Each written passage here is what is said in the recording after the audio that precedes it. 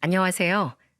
저는 대한민국에서 남자복이 지지리도 없는 여성입니다.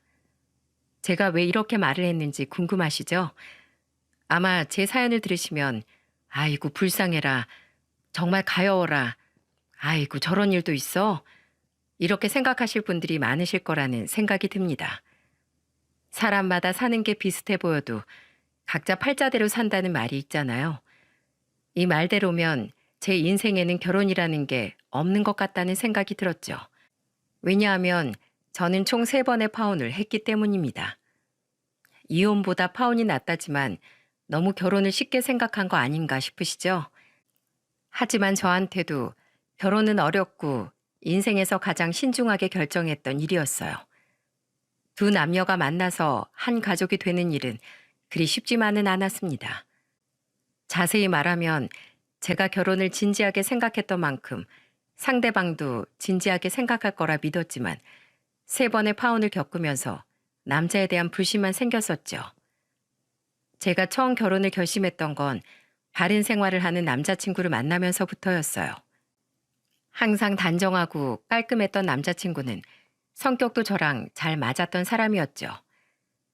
저희 엄마는 과일 가게를 운영하시는데 남자친구는 엄마 가게에서 직접 일도 돕기도 했습니다.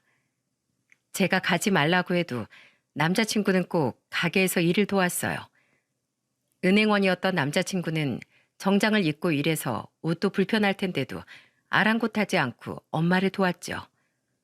엄마 전화를 받고 가게로 달려가 보면 남자친구는 쌩긋쌩긋 웃으면서 엄마한테 씩씩하게 말하고 있더라고요. 괜찮아요. 저 이제 어머님 사이 되면 더 자주 올지도 모르는데 그냥 적응하세요. 아이고, 넉살도 좋네. 정장 다 구겨질 텐데 그냥 앉아있다 가지. 남자친구가 씩씩하게 일도 돕고 나서는 걸 보면서 엄마는 입이 귀에 걸려 있었어요. 입으로는 괜찮다고 하셨지만 내심 고마우셨던 것 같았죠. 제가 다급히 가서 남자친구를 말리면서 말했습니다. 여기서 뭐해? 옷 다 구겨지겠네. 언제 왔어? 이 옷 어차피 세탁해야 되는 거라서 괜찮아. 근데 어머님 배고프시겠다. 이제 저녁 시간인데 같이 저녁이라도 먹으러 가시는 건 어떠세요? 오늘 이 정도면 과일도 많이 판 것 같은데요. 그때 남자친구는 엄마를 보면서 근처로 외식하러 가자면서 다정하게 말했어요. 엄마는 그런 남편을 보면서 잠시 고민을 하다가 못 이기는 척 말했습니다. 그럼 그럴까? 저녁에 다들 밥 먹지 뭐 과일 사러 오겠어? 제가 맛있는 곳으로 안내할게요. 같이 가요. 에라 모르겠다. 오늘은 나도 농땡이 좀 부려보자. 엄마는 살갑고 넉살 좋게 대하는 남자친구를 무척 마음에 들어 하셨죠. 그래서 종종 가족들과 모임에도 초대하기도 하고 가깝게 지냈어요. 그야말로 엄마는 직업 좋고 성격까지 좋은 남자친구를 1등 신랑감이라면서 칭찬 일색이셨습니다. 그러다 같이 식장을 둘러보는데 갑자기 전화가 온 남자친구가 잠시 전화 좀 받고 오겠다면서 자리를 피했어요. 금방 올 줄 알았던 남자친구가 한참을 안 오길래 저는 직원에게 양해를 구하고 남자친구를 찾으러 근처를 둘러보기 시작했습니다.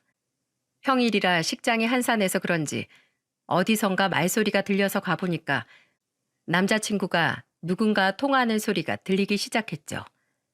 그런데 들려오는 남자친구의 말투와 목소리는 처음 보는 낯선 사람 같았어요. 그때 남자친구는 전화기를 붙들고 불평 섞인 말을 하는 소리가 들렸습니다. 막상 결혼 준비해보니까 뭐 별로 있는 집 같지도 않아.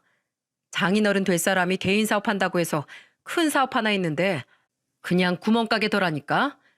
장모는 과일 가게 하는데 내가 가서 일해보니까 하루 매출도 높은 것도 아니고 그냥 평범해. 그냥 딱 모든 게 보통인 집안이야. 오죽하면 예물 예단도 알아서 하래. 내 동료는 사업가 집안 여자 만나서 시계에 차까지 받으면서 결혼하던데 난 이게 뭐냐? 저번에 예비장인 나한테 와서 통장 하나 만들고 가더라. 난 처가복도 없어. 에이, 빚 좋은 개 살고 골랐네.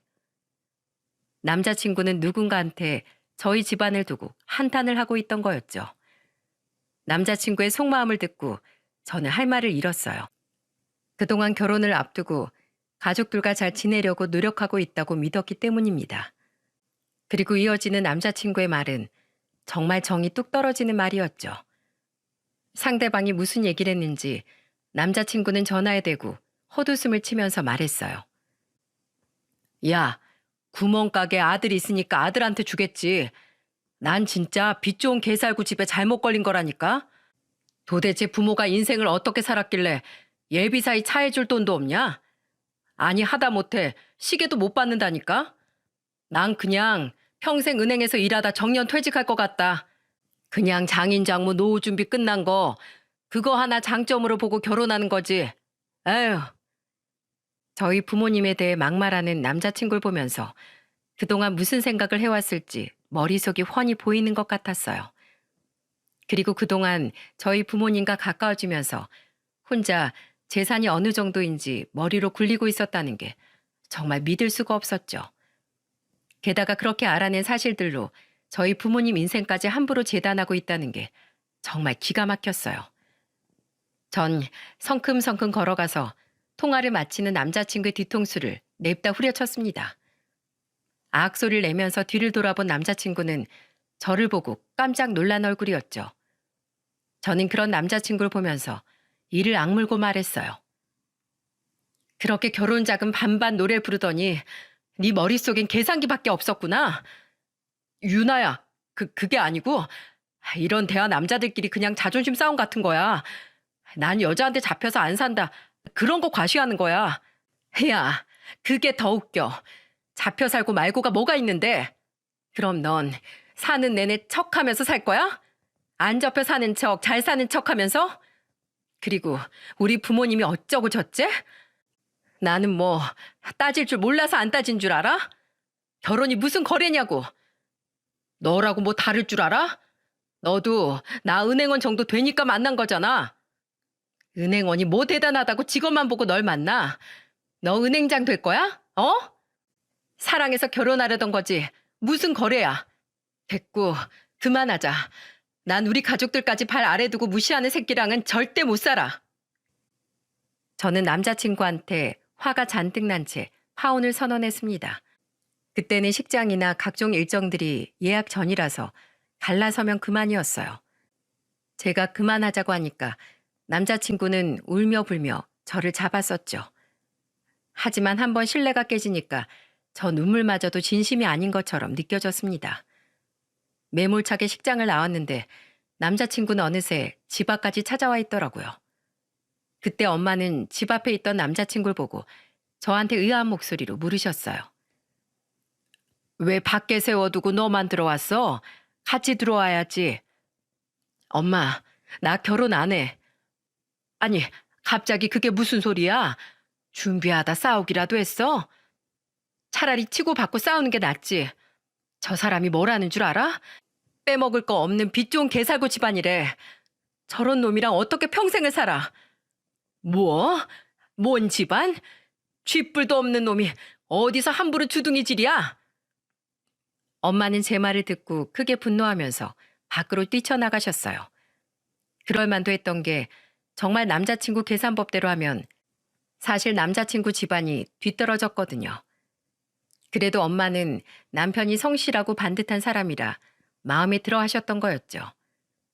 그런데 이제 와서 저희 집에 대해서 저런 식으로 말했다는 게 정말 기가 막혔습니다.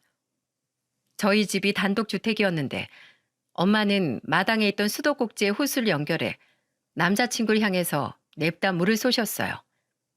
그러자 물에 빠진 생쥐꼴이 된 그놈은 깜짝 놀라면서 소리를 질렀죠. 엄마는 물에 젖은 채 비명을 지르는 그 여우 같은 놈을 보며 소리쳤습니다. 남의 집 수준 따지기 전에 네 교양머리부터 갖추고 와. 어딜 결혼할 정신머리도 안 박힌 놈이 와서 지라 연병을 떨어? 너 같은 놈한테 내 딸 보낼 것 같아? 썩 꺼져. 갈게요. 갈 테니까 제발 그 물 좀 끄세요. 그렇게 비명을 지르면서 사라진 놈과 저는 첫 번째 파혼을 하게 됐어요. 그 후 결혼이 엎어졌다는 사실이 모두 퍼지자 여우 같던 놈에 대한 안 좋은 소문이 하나둘씩 들려왔었죠. 차라리 첫 파혼은 이겨낼 수 있는 정신력이라도 있었어요. 한동안 아무도 만나지 않다가 우연한 기회에 두 번째 만남의 기회가 생겼습니다. 엄마가 오래 나가던 모임에서 한 친구분이 절 좋게 봐주시고 주선을 해주셨던 거예요. 그 모임에 있던 친구분이 소개해준 사람은 대기업에 재직 중인 남자였습니다. 처음에는 호기심 반으로 나간 자리였는데 그 남자는 말을 청산유수처럼 정말 잘하는 사람이었어요. 어색하고 불편할 줄 알았던 첫 만남에서 둘이 5시간 동안이나 대화를 나누다가 왔었죠. 처음부터 대화가 너무 잘 통하는 소개남한테 호기심이 생기기 시작했습니다. 그 후 자주 만나면서 대화하다가 비슷한 점이 많았던 소개남과 연애하게 됐어요. 알고 보니까 남자친구도 저와 같은 아픔이 있던 사람이었죠. 그건 바로 저와 비슷한 시기에 파혼을 겪었던 겁니다. 이런 걸 동병상련이라고 할까요? 왠지 저와 같은 아픔을 겪은 사람을 보면서 저와 비슷한 사람이라는 생각을 했었죠. 남자친구는 슬픈 목소리로 과거를 떠올리면서 힘들어하기도 했습니다. 그때 결혼할 뻔했던 여자가 바람이 나서 예식장도 다 취소하고 엄청 힘들었어. 이게 나만 상처받은 거면 몰라도 부모님까지 엮이니까 정말 수습하는 게 너무 힘들더라. 그렇지. 결혼은 집안끼리 엮이니까 더 힘들고 어려워지는 것 같아. 나도 파혼했을 때 왜 그런 사람을 만났는지 자책했는데 이젠 그냥 결혼 전에 만나서 다행이다 생각하고 있어. 그렇게 생각하면 조금 더 편해져. 그렇게 두 번째 만남을 이어오면서 남자친구와 정말 인연이라고만 믿었어요. 어떻게 이런 남자가 있을까 싶었습니다. 연애를 1년 반 정도 하고 있을 때쯤 남자친구의 프로포즈로 결혼 준비를 하기 시작했죠. 그런데 결혼 준비를 하면서 이상한 점들이 발견되기 시작했어요. 처음에 가장 황당했던 건 남자친구가 모아뒀다는 결혼 자금이 처음과 달랐다는 거였습니다. 정말 황당한 게 뭐였는 줄 아십니까? 분명히 결혼 준비 당시엔 엄청난 자산가라도 되는 것처럼 몇 억대가 있다고 하더니 막상 자금을 서로 까보니까 달랐던 거였죠. 그래서 저는 남자친구한테 의아한 목소리로 물었습니다. 오빠, 자산이 몇 억씩 있다더니 이게 뭐야? 8천만 원 있는 거야? 아니, 오빠 나이가 몇인데 모은 돈이 이것뿐이야. 아, 그게 다른 돈은 비트코인에 다 넣어뒀지. 너 처음 만났을 땐 장이 좋아서 많았는데 지금 보니까 장이 안 좋아서 그런지 당장 현금으로 빼도 반도 못 건질 것 같아. 뭐? 그럼 현금으로 있는 게 아니라 다 비트코인이 있던 거였어? 그게 뭐야? 아니 무슨 주식을 산 것도 아니고 코인을 샀어. 미쳤어? 미안해. 나도 이렇게 휴지 조각이 될 줄 몰랐어. 그래도 나 연봉은 좀 되니까 살면서 많이 모을 수 있지 않을까? 내가 아껴서 살면 되잖아. 저는 결혼 자금으로 비트코인을 샀었다고 하는 남자친구의 말에 기가 막혔죠. 현금으로 내 통장에 있어야 내 돈인 거 아닙니까? 그런데 남자친구는 그때 비트코인이 상한가를 치는 걸 보고 자기 자산이라고 했던 겁니다. 정말 어이가 없었지만 그래도 노름이 아니라 투자로 잃은 돈이니까 이해해 보려고 했어요.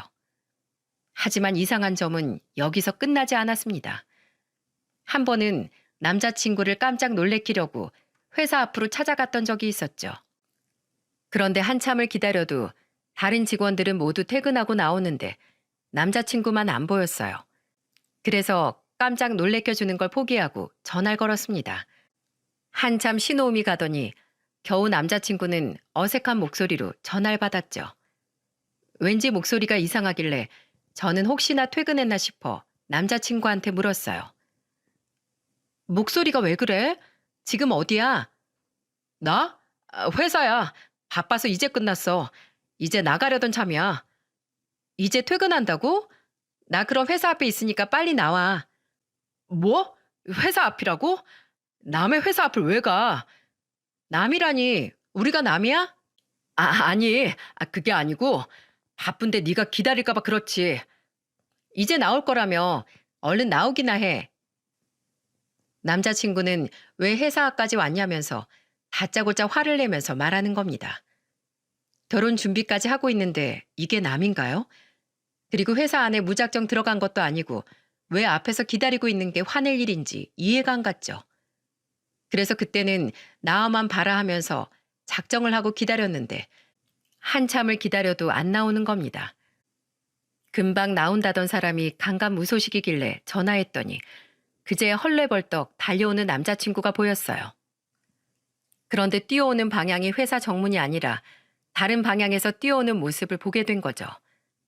게다가 멀리서부터 뛰어왔는지 이마에는 식은땀까지 맺혀 있었습니다. 그래서 저는 회사에 있다던 사람이 왜 엉뚱한 곳에서 뛰어오나 싶어 추궁하듯 물었어요. 회사에서 일하고 있었다면서 왜 그쪽에서 와? 그리고 뛰어온 거야? 이 땀은 다 뭐야? 아, 퇴근하고 걸어가고 있는데 너한테 전화가 왔지 뭐야. 아깐 이제 막 나가려고 했다면서. 내가 그랬나? 아닌데. 나 퇴근하고 나가고 있던 중이라 그렇게 말했을 리가 없는데. 제가 추궁하면서 묻자 식은땀을 비오듯 흘리면서 안절부절하는 모습을 하면서 변명에 가까운 말만 늘어났었죠. 그런데 그 모습이 수상해서 순간적으로 전 뭔가 이상하다는 느낌을 받았습니다. 왜 여자의 촉이라는 게 있지 않습니까? 그때 저는 남자친구한테 단호한 목소리로 말했어요. 사원증 좀 줘봐. 방금 퇴근했다면서 그럼 사원증 있을 거 아니야. 보여줘. 아, 그게 집에 두고 와서 오늘 임시 사원증 썼어. 그래? 그럼 집에 가보자. 대기업 사원증 좀 구경해 봐야겠어. 얼른 가자. 왜 그래? 아니, 갑자기 사원증을 왜 찾는 건데? 내가 좀 봐야겠으니까 찾지. 내나 보라니까. 나 지금 여기 회사 들어가서 오빠 이름 말하고 재직 중인 직원인지 확인해 볼까 어디? 일단 가자. 내가 다 설명할게. 야, 그동안 회사 근처 얼씬도 못하게 하더니 너 다 뻥이지? 어? 미안해. 근데 다 거짓말은 아니고 나 대기업 하청 직원이야. 뭐? 야, 너 이러다 나 보여준 부모님도 다 거짓말이라고 하겠다. 그것도 거짓말이야. 미안해. 너를 너무 사랑해서 그랬어. 저를 사랑해서 거짓말했다는 남자친구의 말이 믿어지시나요? 정말 황당하다 못해 누가 저를 두고 몰래카메라라도 하고 있는 줄 알았어요. 알고 보니까 남자친구는 저한테 소개해준 부모님도 대역을 썼던 겁니다. 저는 아무것도 모르고 어머님, 아버님 하면서 친근하게 대했는데 진짜 배신감에 기가 막혔죠. 그런데 실체를 알면 알수록 정말 인생 자체가 거짓말 투성이었어요. 대기업에 다닌다던 남자친구는 대기업에 다니고 있지도 않았습니다. 심지어 대기업 하청에 다니고 있다는 말도 계약직 사원으로 일하고 있었기에 완전히 직원이라고 하기도 애매했었죠. 저는 너무 화가 나서 남자친구 뺨을 때리면서 소리쳤어요. 차라리 처음부터 다 말하지 그랬어. 이렇게 뒤늦게 내가 알아내니까 그제야 사과를 하는 게 말이 되는 거야? 그냥 네 화가 풀릴 때까지 날 쳐. 내가 다 맞을게. 근데 헤어지지만 말자. 인생을 어떻게 살았으면 부모도 떳떳하게 못 보여줘. 내가 너 같은 걸 뭘 믿고 만나. 인생의 거짓뿐인 널 어떻게 더 만나냐고. 제발 한 번만 나 좀 이해해줘. 이거 안 놔? 이 거머리 같은 놈아. 저한테 끈질기게 매달리는 남자친구를 그대로 밀어버렸어요. 그리고 집으로 와서 엄마한테 모든 사실을 털어놨습니다. 그러자 엄마는 얼굴이 벌겋게 달아오를 정도로 화가 난 채로 주선을 해줬던 친구에게 전화를 걸었죠. 그리고 노발대발 화를 내면서 소리쳤어요. 야, 이 여편 내가 남의 딸 인생 망치려고 작정했어. 어디 그런 거짓부렁 치는 놈을 소개시켜? 내 딸이 그렇게 만만해?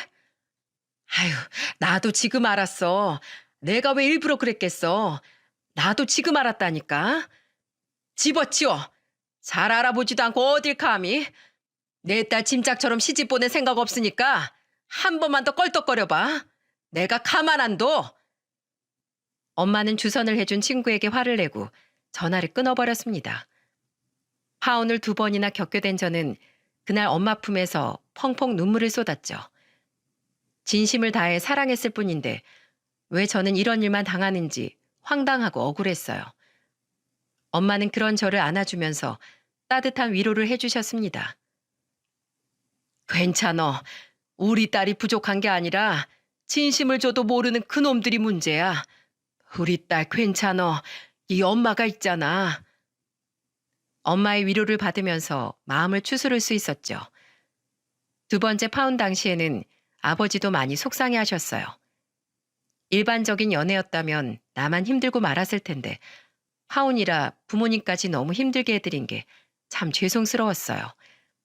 두 번이나 배신을 당하니까 저는 그때부터 남자한테 질린 상태였죠. 그래서 정말 한동안 회사랑 집만 오고 가면서 지냈어요. 그러던 중 저는 볼링 동호회에 가입하게 됐습니다. 친구들과 볼링을 치다가 좀 더 여러 사람들과 게임을 하고 싶었죠. 그리고 팀을 이뤄서 볼링을 치면서 기존 회원들과도 친해지게 됐어요. 다양한 사람들을 만나고 친구를 사귀다 보니까 지난날의 아픔도 잊을 수 있었습니다. 그렇게 끝나고 모여서 친목 모임도 가지면서 친해졌었죠. 그러다 유독 저에게 잘해주던 남자와 우연히 팀이 됐어요. 원래도 가까운 사이였지만 같이 팀으로 볼링을 치다 보니까 가까워지면서 따로 만나는 사이가 됐습니다. 저의 지난날 아픔도 모두 감싸준 남자친구는 저한테 믿음을 주려고 노력하는 사람이었어요. 그런데 남자친구는 의심이 간다기보다 조금 특이한 것들이 있었죠. 30 후반이었던 남자친구는 가끔 무슨 생각으로 사나 싶은 생각이 들 때가 많았습니다. 처음 특이하다는 걸 느꼈던 건 드라이브를 가려고 같이 차에 탔을 때였어요. 차를 새로 뽑은 지 얼마 안 된 차라 구경시켜준다면서 같이 나가게 됐었죠. 새 차라서 차 내부를 여기저기 둘러보다가 차 천장에 있는 거울을 내렸는데 어떤 종이가 툭 떨어졌습니다. 처음에는 이게 뭔가 하고 무심코 집어들었는데 부적인 걸 보고 깜짝 놀라서 남자친구한테 물었어요. 오빠, 이게 뭐야? 오빠 이런 거 믿어? 어? 그게 거기 있었어? 그거, 별거 아니야. 아는 사람이 나 차 샀다고 하니까 선물로 준 거야. 선물로 부적을 줘? 뭔지도 모르고 막 가지고 다녀도 되는 거야? 아는 사람인데 잘 챙겨주셨겠지. 왜? 찝찝하면 이거 그냥 버릴까? 아는 분이 줬다면서 그걸 어떻게 버려. 그냥 잘 보관해도. 이런 곳에 두면 잃어버리겠다. 처음에는 부적을 차에 두는 남자친구가 조금 특이했어요. 저희 집안은 기독교를 믿는 집안이라 부적을 믿는 사람이 없었죠. 그래서 부적 구경을 해본 적 없던 제 눈에는 남자친구가 특이해 보였습니다. 저희 집이 기독교 집안인 걸 알고 있던 남자친구는 제가 부적을 보고 놀라니까 버릴까 하고 물어본 것 같았어요. 그래도 지인이 준 선물을 어떻게 함부로 버리게 할 수 있겠습니까? 그래서 그냥 잘 두라고 했죠. 그런데 정말 이상한 건 이것뿐이 아니었습니다. 그때 차 트렁크에서 짐을 꺼내는 남자친구 차를 보다가 요상한 천을 보고 처음에는 이불인가 했어요. 그런데 자세히 보니까 한복 같기도 하고 왠지 꼭 귀신이 입을 것만 같은 옷이었죠. 그래서 남자친구한테 이게 뭐냐고 물었더니 당황한 얼굴로 말했습니다. 이거 우리 엄마가 복지관에서 연극 봉사활동할 때 입을 거라고 해서 대여한 거야. 무슨 연극이길래 꼭 처녀 귀신이 입을 것 같은 옷을 빌렸어. 공포 연극인가 봐. 연극도 다양하잖아. 무슨 복지관에서 공포 장르를 연극으로 공연을 하나 싶었습니다. 그리고 유난히 남자친구는 엄마와 자주 연락하면서 가깝게 지냈죠. 나중에 알고 보니까 남자친구는 아버지가 일찍 돌아가셔서 엄마와 둘이 지냈다고 했어요. 그래서 본인이 더 엄마를 챙겨야 한다고 하니까 가정적인 사람이라는 생각이 들었습니다. 남자들은 엄마를 대하는 모습이 미래의 아내를 대하는 모습이라는 말도 있지 않습니까? 그래서 남자친구의 그런 모습도 나쁘지 않았어요. 그렇게 좀 특이하지만 다정한 사람이라고 생각했던 남자친구와 어느덧 연애도 1년이 넘어갔었죠. 그쯤 남자친구가 프로포즈를 하면서 결혼에 대한 고민을 하고 있을 때였어요. 그때 한창 회사 일과 경기도에 지내시는 엄마를 뵈러 다니느라 바빴던 남자친구가 밥도 제대로 못 먹는 것 같아 도시락이라도 만들어주려고 남자친구 집으로 재료를 사서 갔었어요. 남자친구가 이제 회사에 있을 시간이라 먼저 가서 만들고 있으려고 만반의 준비를 해서 갔었죠. 그런데 그때 남자친구 집 주방을 보고 깜짝 놀라고 말았네요. 왜냐하면 주방에 칼을 보관하는 칼 보관함에 부적 하나, 주방 수납장 문에 부적 하나가 떡하니 붙어 있었어요. 대체 어떤 지인이 부적을 이렇게 주는 건가 싶었죠.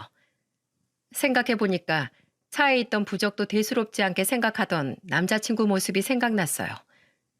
그래서 저는 아무렇지 않게 주방에 있던 부적을 치우고 요리를 시작했습니다. 그리고 한참 뒤 집에 돌아온 남자친구는 식탁에 올려져 있는 부적을 보고 저한테 인사도 하기 전에 이게 뭐냐면서 소리를 질렀죠. 깜짝 놀라서 저는 아무렇지 않게 남자친구를 보며 말했어요. 그거 주방에 붙어 있길래 내가 거기 올려둔 거야. 부적은 대체 누가 자꾸 주는 거야? 뭔 줄 알고 여기저기 붙이는 거야? 왜 남의 집에서 막 손을 대는 거야? 다 이유가 있겠지. 저번에 차에서도 그냥 막 치우길래 이것도 그런 건 줄 알았지. 왜 화를 내? 그렇게 중요해? 아니야. 내가 예민했어. 진짜 친한 지인이 준 거라 그래. 미안해. 저는 화를 내면서 말하는 남자친구가 이상하게 느껴졌습니다. 그래서 저는 남자친구한테 진지한 목소리로 물었어요. 오빠, 혹시 따로 믿는 게 있는 거야? 우리 집 기독교 집안인 거 알잖아. 그래서 나도 이런 거 보면 자꾸 꺼림칙해. 아니야. 이거 정말로 아는 사람이 그냥 준 건데 아무것도 아니야. 별건 아닌데 잘 보이는 곳에 두라고 해서 둔 건데 나한테 물어보지도 않고 떼버려서 화가 났어. 그래도 제 말을 잘 들어주는 남자친구가 고마웠죠. 그 후 정말 남자친구는 차에 있던 부적과 집에 있던 부적까지 모조리 치웠어요. 무교였던 남자친구는 친구가 주는 부적을 아무 생각 없이 가지고 있던 겁니다. 그래서 일단 종교에 대한 차이는 극복했구나 싶어서 안심했죠. 하지만 며칠 뒤 저는 지금껏 본 부적과는 상상도 못할 만큼 놀라운 광경을 보게 됐어요.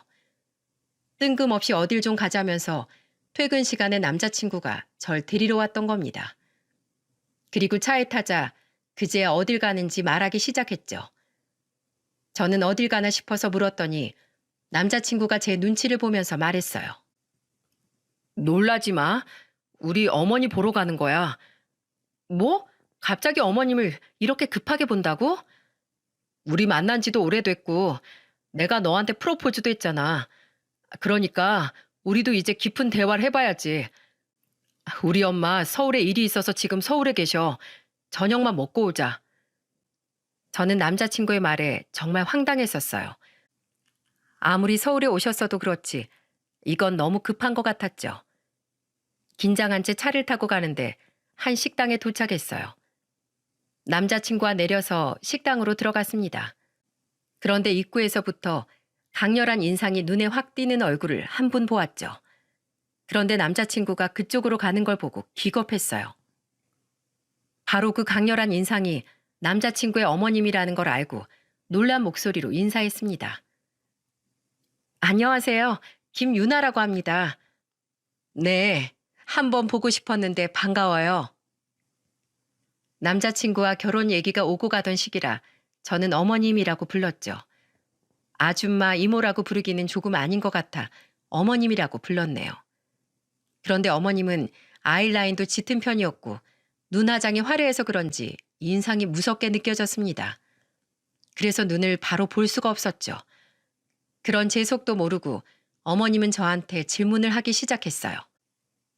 부모님은 다 살아 계신다고?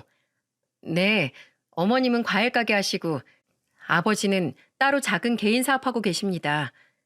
그랬어? 집안에 암 걸린 사람들은 없고? 집안에는 뭐 걸린 사람은 없습니다.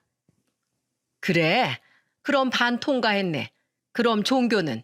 믿는 종교 있어? 아, 저희 집은 기독교 믿고 있어요. 기독교? 기독교만 아니면 되는데 하필 왜 기독교를 믿는 집이야? 어머님의 말에 당황했는데 남자친구가 나서서 대답했습니다. 엄마, 종교엔 자유가 있는데 왜 그래요? 안 그러기로 했잖아요. 그래도 너무 안 맞잖아. 그만하세요. 오늘 그냥 얼굴 보러 오신 거잖아요. 갑자기 어색해진 분위기 속에 밥만 먹기 시작했어요. 결혼 전에 의뢰 물어볼 수 있는 질문들이었는데도 어쩐지 어머님이 물어보시니까 기분이 이상했었죠. 그러더니 그때 어머님이 절 보면서 단호한 목소리로 말하셨습니다. 이번 주에 우리 집에 좀 와. 어차피 한번 봐야 되는데 말 나온 김에 보자. 네? 뭘 봐요? 그런 게 있어. 일단 와봐. 어머님이 사시는 곳은 경기도의 한적한 시골이라고만 알고 있었습니다. 남자친구는 올게 왔다는 표정으로 고개를 숙이고 있었어요. 그리고 남자친구가 걱정이 가득한 얼굴로 있었죠. 그렇게 어머님을 보내드리고 남자친구는 저한테 단호한 목소리로 말했습니다. 유나야, 너무 놀래지 않았으면 좋겠어. 뭔데 그래? 그날 다 보여줄게. 그러니까 놀라지 말고 나 믿어줘. 그렇게 저는 아무것도 모른 채 주말에 남자친구 어머님 집에 가게 됐어요. 우선 남자친구가 먼저 가 있기로 하고 저는 후발로 출발하기로 했죠. 혼자 운전해서 가는데 초행길이다 보니 내비를 따라가도 왠지 이상한 길로 가는 것 같았습니다. 그래서 저는 가던 길에 있는 슈퍼에 들어가 주인 아주머니께 길을 물었어요. 핸드폰을 내밀면서 주소를 보여드리면서 길을 물었죠. 그런데 주소를 본 아주머니가 혀를 차면서 말하시는 거예요. 어디 보자. 여길 가신다고? 여길 뭐하러 가는 거예요? 예비 시댁에 인사드리러 가요. 아이고, 또 사람 하나 인생 망치겠네. 그 집 때문에 우리 동네가 집값도 떨어지고 난리도 아닌데 하루라도 조용할 날이 없어. 가서 제발 이사 좀 가라고 해. 네? 그게 무슨 말씀이세요? 가보면 알아요. 좀만 올라가다 오른쪽으로 꺾으면 집이니까 가서 봐요. 분명 처음엔 친절했는데 내가 준 주소를 보자마자 불친절해지는 아주머니를 보면서 이상하다 싶었죠. 그래서 저는 직접 가서 봐야 의문이 풀리겠다 싶어서 알려주신 대로 가봤어요. 대문 앞에 도착해서 조심스럽게 대문을 열었는데 저는 그 안의 풍경을 보고 깍 소리를 지르고 말았습니다. 마당 한가운데 있는 나무에는 바닥으로 이어지는 이상한 새끼줄이 보였어요. 그리고 그 새끼줄에는 하얀색 한지 같은 종이들이 듬성듬성 묶여 있었죠. 그리고 마당에는 양손에 방울을 들고 이상한 옷을 입고 있는 어머님이 보였습니다. 그런데 자세히 보니까 어머님이 입고 있던 옷은 예전에 남자친구 차에서 본 적 있던 한복이었어요. 팔통은 엄청 컸고 색동 저고리 같은 색으로 된 한복을 입은 어머님은 방울을 쥐고 혼자서 중얼거리더니 앞에 무릎을 꿇고 빌고 있는 분을 보고 소리쳤었죠. 내가 물가 쪽은 피하라고 했었지.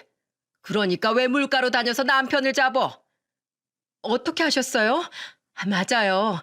그이가 자전거 타는 도로에 물이 있어요. 당장 자전거 갖다 버려. 그러다가 남편 죽는 수가 있어. 벌써 물귀신이 붙었어. 이건 그냥 굿으로는 안 떨어져. 저는 너무 무서웠어요. 그리고 왜 예비 시모가 기독교만 아니면 된다고 했는지도 이해가 갔었죠. 그때 손님 점을 보고 있던 건지 계속 이상한 소리를 하면서 쌀을 뿌리고 방울소리를 내는 겁니다. 저는 너무 무서워서 남자친구한테 전화를 걸었어요. 그런데 아무리 전화해도 남자친구는 전화를 안 받았죠. 저는 다시 대문을 닫고 조용히 나와서 문 앞에 서 있었어요. 그때 마트에 다녀왔는지 남자친구가 보였습니다. 저는 남자친구를 보자마자 다급하게 물었어요. 왜 전화를 안 받아? 핸드폰 집에 두고 나왔어. 마트 급하게 가느라 깜빡했어. 우리 엄마 만났어? 지금 그런 말이 나와? 내가 뭘 본 줄 알아? 그러자 남자친구는 잔뜩 화가 난 저를 보고 한숨을 쉬면서 제 어깨를 잡고 말했어요. 미안해. 내가 솔직히 말 못했어. 우리 엄마 사실 무당이야. 네가 싫어할 것 같아서 말 못했어. 그리고 점집이라고 하면 거부감부터 들까봐 말 못했던 거야. 정말 미안해. 뭐? 그게 날 위한 거라고? 처음부터 솔직히 말했어야지. 우리 집 기독교 집인 거 알았잖아. 그럼 가장 중요한 문제인데 왜 그걸 이제야 말하는 건데? 이것도 장사나 마찬가지지. 저기 봐. 손님도 있잖아. 우리 엄마 그래도 돈 잘 버셔. 하루에 얼마에 버는 줄 알아? 지금 돈이 중요한 게 아니잖아. 그러니까 오늘 다 차근차근 설명하려고 했어. 다 해결할 방법이 있다니까. 그런데 그때 손님이 나가서 저희는 대화를 멈추게 됐습니다. 그리고 뒤이어 예비 시모가 나와 저희를 쏘아보면서 말하셨어요. 거기서 뭐해? 남의 집 대문 막고 서 있는 거 아니야. 안으로 들어와. 그 말에 남자친구는 저를 데리고 안으로 들어갔죠. 안으로 직접 와보니까 분위기는 더 음침했습니다. 신발을 벗고 안으로 들어가자 과일이 잔뜩 올라가 있는 상도 있었어요. 그리고 거실 한가운데 커다란 불상도 보였죠. 난생 처음 보는 물건들과 조명은 또 노르스름해서 꼭 귀신의 집에 온 것 같았습니다. 예비 시모는 저를 보면서 단호하게 말하셨어요. 거실 한가운데 떡하니 서서 뭐해? 신령님이 불편하다고 하시잖아. 당장 앉아. 시모의 호통에 놀라 저는 그대로 자리에 앉았죠. 그러자 남자친구도 슬금슬금 옆으로 오더니 제 옆에 앉았어요. 둘이 나란히 앉으니까 예비 시모는 부채를 탁 펼치면서 저한테 진지한 목소리로 말했습니다. 내가 너희들 궁합 좀 봤더니 둘이 살면 잘 살 것 같아. 근데 다 날짜가 중요한 거 알지? 내가 딱 보니까 그래. 예비 시모가 쌀알을 상 위에 던지더니 부채를 접어서 상을 한 번 치면서 소리쳤죠. 그 작은 부채로 어찌 그런 큰 소리가 나는지 저는 심장이 떨어지는 줄 알았어요. 놀란 저는 아랑곳하지도 않고 시모는 단호하게 말했습니다. 결혼은 딱 이 날짜가 좋겠어. 딱 14일. 네? 2달 남았는데요? 어허, 신령님이 노하셔. 어딜 감히 신령님 말씀에 토를 달아. 그리고 넌 지금 있는 회사도 그만둬. 그 회사가 새 생명을 맡고 있어. 거기 계속 있으면 임신을 못해. 그 회사 어렵게 들어갔는데 어떻게 그만둬요? 저는 못 그만둬요. 그래? 그럼 어쩔 수 없지. 굿이라도 해. 내가 5천만 원에 네 앞길 뻥 뚫어줄 테니까. 예비 시모는 저한테 굿을 해주겠다는 거예요. 기독교 믿는 사람한테 굿이 말이 됩니까? 저는 기가 막혀서 어이없는 목소리로 말했습니다. 저희 기독교 집안이라고 말씀드렸잖아요. 이거 굿으로 안 싣고 가면 너 3년 안에 죽어. 지금 너 살려주려고 내가 굿 해주겠다는 거잖아. 제가 죽는다고요? 돌잡이 때도 실 잡은 제가요? 너 횡단보도 건너다가 차에 칠 뻔한 적이 있지? 그리고 괜히 계단에서 넘어지기도 했잖아. 내 말이 맞아, 틀려? 그때 저는 예비 시모의 말에 소름이 쫙 돋았죠. 왜냐면 정말 지난달에 그랬던 적이 있었거든요. 일상을 살다 보면 누구나 겪을 일인데도 이런 곳에서 들으니까 괜히 굿을 해야 될 것만 같은 기분이었죠. 왜 사람들이 점집을 많이 다니고 굿을 하는지 이해가 되기도 했습니다. 그런 쪽으로 관심도 없던 저마저도 순간 혹하니까 정말 묘한 기분이 들더라고요. 그때 남자친구가 제 손을 잡으면서 심각한 목소리로 말했죠. 유나야, 여기가 뭐 이상한 곳도 아니야. 우리 엄마 유명해서 전국에서 전 보러 온다니까? 네가 여기서 굿만 하면 우리 결혼할 수 있어. 그러니까 우리 굿하자. 그 순간 제 손을 잡고 말하는 남자친구를 보자 정신이 번쩍 들었습니다. 제가 결혼 못해서 죽은 처녀 귀신이 붙은 것도 아닌데 굿까지 하면서 결혼을 할 것 같습니까? 그때 굿을 해야 결혼할 수 있다는 남자친구 말에 이성이 돌아왔었죠. 그래서 저는 침착하게 예비 시모를 보면서 말했어요. 어머님, 죄송한데요. 저희 집안이 오랫동안 기독교를 믿고 살던 집이라 이 문제는 저희 부모님과 상의를 해봐야 할 것 같아요.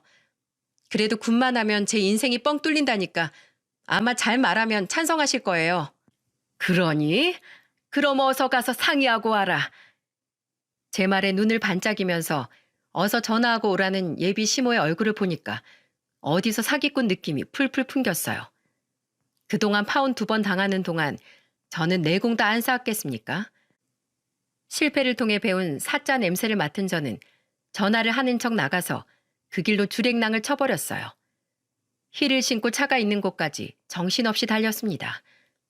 차에 타보니까 신발 하나가 없었지만 저는 우선 차에 시동을 걸고 왔던 길을 되돌아갔어요. 그리고 가던 길에 아까 들렸던 슈퍼가 보여 저는 아까 들은 얘기에 대해 자초지종을 물으려고 내렸습니다.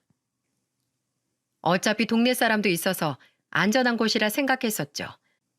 숨을 몰아쉬면서 온 저를 본 아저씨는 그럴 줄 알았다는 표정으로 절 보며 말하셨어요. 딱 보니까 또 당했구먼. 두 모자가 한 3년 전에 이사 와서 점집 차려놓고 어쩜 그렇게 동네 이미지를 다 망쳐대는 거야? 집 보러 온 사람들이나 땅 사러 온 사람들이 저 집 굿하는 거 보고 재수 없다고 그냥 다 간다니까? 그 집 여자가 얼마나 고약한 여잔 줄 알아? 동네 사람들이 민원 넣고 항의하니까 남자 셋을 이긴 여자라고. 굿도 어떻게 하길래 구급차도 왔었어. 정말요? 그게 저 집에서 일어난 일이라고요? 그래. 아가씨도 살고 싶으면 얼른 도망쳐. 내가 봤을 땐 그 집 엄마나 아들이나 한통 속이야. 지금 아가씨 내가 3번째로 알고 있어. 그쪽 아가씨한테 돈 같은 거 요구 안 했어? 돈 내놓으라고 엄청 싸우고 간 집안도 있었어. 알겠습니다. 참고하겠습니다. 정말 고맙습니다. 모든 사실을 알게 된 저는 혼란스러웠어요. 그리고 가짜 구판까지 한다는 이야기를 듣자 남자친구의 모든 게 의심스러웠죠. 그래서 저는 심부름센터에 뒷조사를 의뢰했어요. 그런데 지금까지 본 것보다 더 충격적인 사실을 알게 됐습니다. 바로 남자친구는 이름 빼고 전부 다 가짜였던 거였죠. 저한테 보여준 명함도 가짜로 만든 명함이었어요.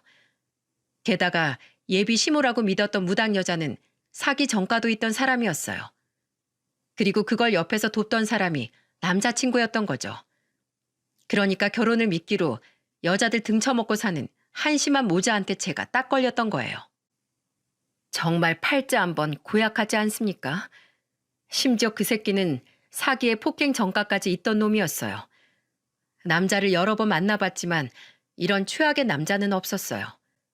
진짜 그동안 뉴스, 신문, 인터넷에서 본 사기 수법들이 제 바로 근처에서 다 벌어지고 있던 겁니다. 나날이 발전하는 사기 수법을 일반인이 어떻게 간파해내겠습니까? 그동안 사기는 바보만 당하는 줄 알았어요. 그런데 제가 사기 당할 뻔한 위기에 처하니까 더 이상 사기는 남의 일이 아니란 걸 알게 됐네요. 이 모든 사실을 부모님께 알리고 저는 죄송하다는 말밖에 할 수 없었죠.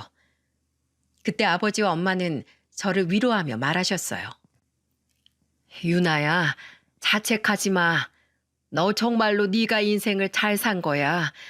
결혼하기 전에 알았으면 됐지 뭘. 어떤 집은 결혼하고 알게 된 집도 있대. 그러니까 너무 자책하지 말어. 사과는 그 집 구석에서 해야지. 엄마의 말을 들으니까 그 말이 맞다는 생각이 들더군요.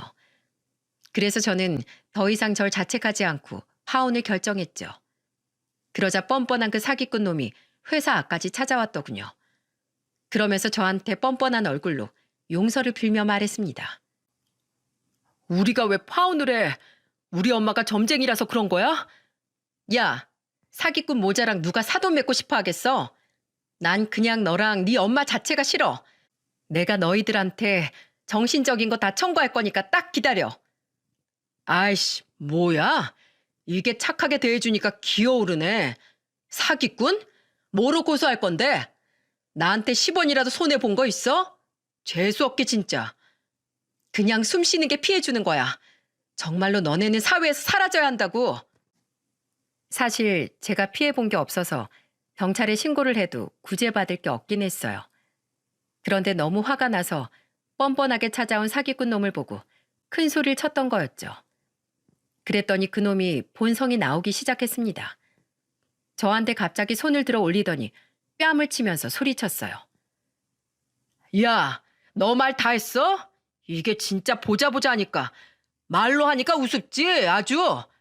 살려주세요. 갑자기 제 머리채까지 잡고 폭행하는 그 새끼 손에서 벗어나려고 안간힘을 썼지만 남자 힘을 어떻게 이기겠습니까? 결국 회사 보안 요원들이 그 모습을 보고 경찰을 불러서 그 새끼를 인계했어요. 그런데 알고 보니까 그놈은 폭행으로 집행유예 기간이었던 겁니다. 저는 이미 코뼈도 부러져서 병원에서 수술을 받을 만큼 다친 상태였죠. 그래서 경찰서에서 합의 의사를 물을 때 저는 절대 없다고 했어요. 그러자 며칠 뒤 그놈 엄마한테까지 전화가 온 겁니다. 유나야, 우리 아들 좀 풀어주면 안 되겠니?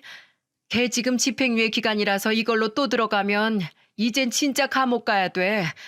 합의금 얼마면 되겠니? 내가 합의금 줄게. 아주 진짜 난리 부르스네요. 합의 볼 생각 전혀 없으니까 그냥 들어가서 콩밥이나 먹으러 가세요. 당신 같은 사람들은 사회에서 매장시켜버릴 거니까 다신 전화하지 마세요. 그렇게 이상한 무당 모자와 악연이 끊겨버렸죠. 끝까지 합의를 안 해줘서 결국 감방에 갔다는 소식을 듣게 됐어요. 속으로 얼마나 시원했는지 모릅니다.